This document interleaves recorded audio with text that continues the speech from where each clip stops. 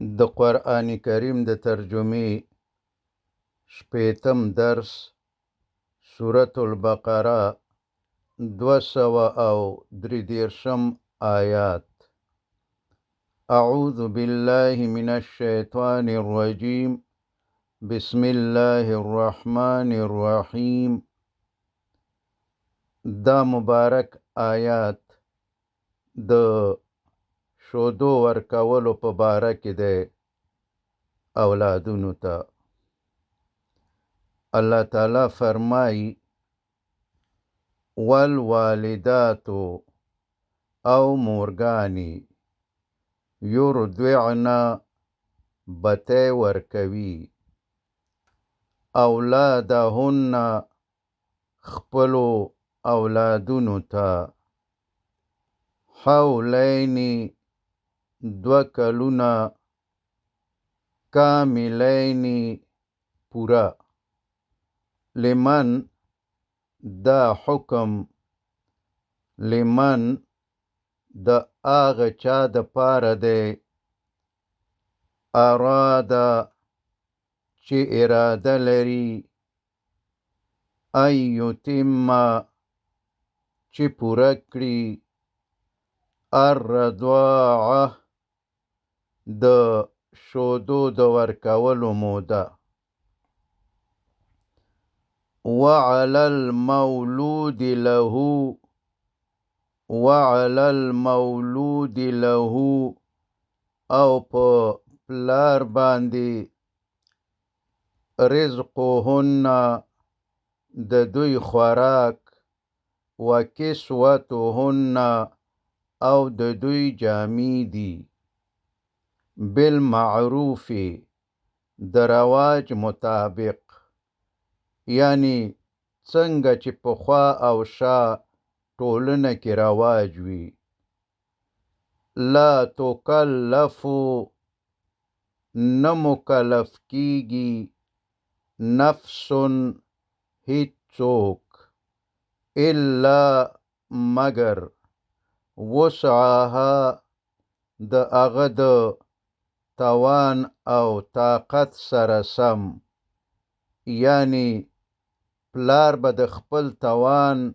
او وسع سره د رواج سره سم هغوی ته خوراک او کالی ورکوي. لا تضار او باید ضرر او تکلیف ونه رسول شي والدتون مورتا بولدها په سبب د هغې د بچی، ولا مولود له او نه د بچیو پلار ته، یعنی د بچیو پلار ته هم باید ضرر او تکلیف ونه رسول شي بولده په سبب د هغه د بچی، یعنی مور او پلار باید یو بل ته د وړوکي ماشوم په سبب تکلیف ورنکي. مثلا ښځه باید بې سببه د شودو ورکولو نه انکار ونکي، او یا پلار بې سببه ماشوم د مور نه جدا نکړي او د بلې ښځې په شودو یې ونه روزي، او یا یې په نفقه ورکولو یعنی خوراک او کالیو ورکولو کې څه تنګي ونه کړي. وعلى الوارث او په وارث باندې هم لازم دي مثل ذالک په شان د دې، یعنی که پلار مړ شي نو د ماشوم په وارثانو لازم دي چې د شودو رودلو په موده کې د هغه مور ته د خوراک او کالیو مصارف ورکړي او هیڅ تکلیف ورته ونه رسوي. فإن نو کچیرتا ارادا دواړه ښځه او خاوند وغواړي فصالا بیلول د ماشوم د تینه مخکې د 2 کلونو نه عن ترادوین په خوښه سره منهما د دواړو ښځې او خاوند وتشاورن او په مشوره د دواړو فلا نو نشته جناح څه ګناه علیهما په دوی دواړو باندې وان او کچیرتا اردتم